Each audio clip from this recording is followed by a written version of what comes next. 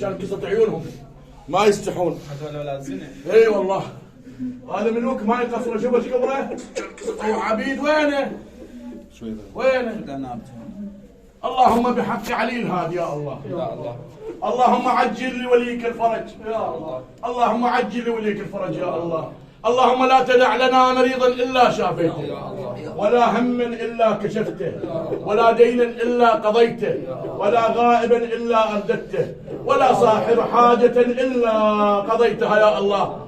صاحب خاف واحد ما عنده ذريه يا الله، خاف واحد بالغيب، ادعوا لهم جميع المرضى يا الله بحق محمد وآل محمد. اللهم احينا حياة محمد وآل محمد.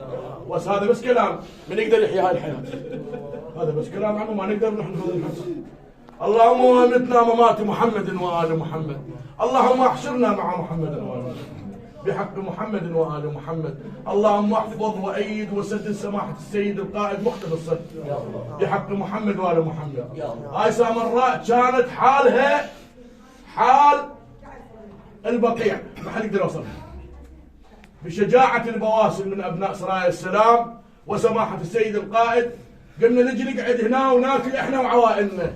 وهاي النعمة يرادلها مداراه، النعمة يرادلها مداراه، مو بكيفنا نمل ونسوي هذا شنو وهذا شنو، لا هذا ابن العراق يخليك بكل العراق انت تجي براحتك تمشي وتطلع. اللهم بحق محمد وآل محمد بعينك مقتدى الصدر انت ترعاه بحق محمد وآل محمد.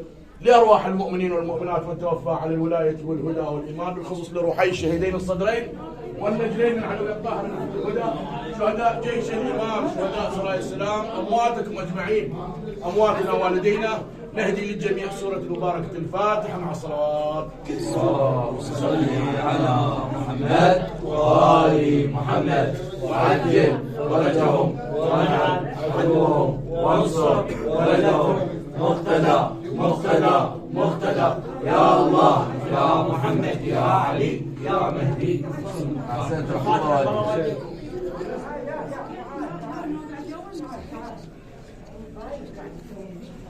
اللهم صل على محمد وآل محمد. اللهم كن لوليك الحجة بن الحسن صلواتك عليه وعلى آبائه في هذه الساعة وفي كل ساعة وليا وحافظا وقائدا وناصرا ودليلا وعينا حتى تسكنه أرضك طوعا وتمتعه فيها طويلا برحمتك يا أرحم الراحمين.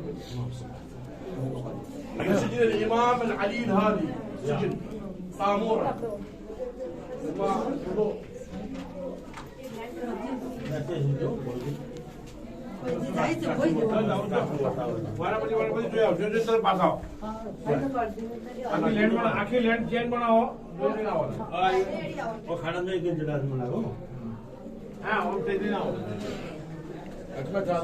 هذا السجن منا هو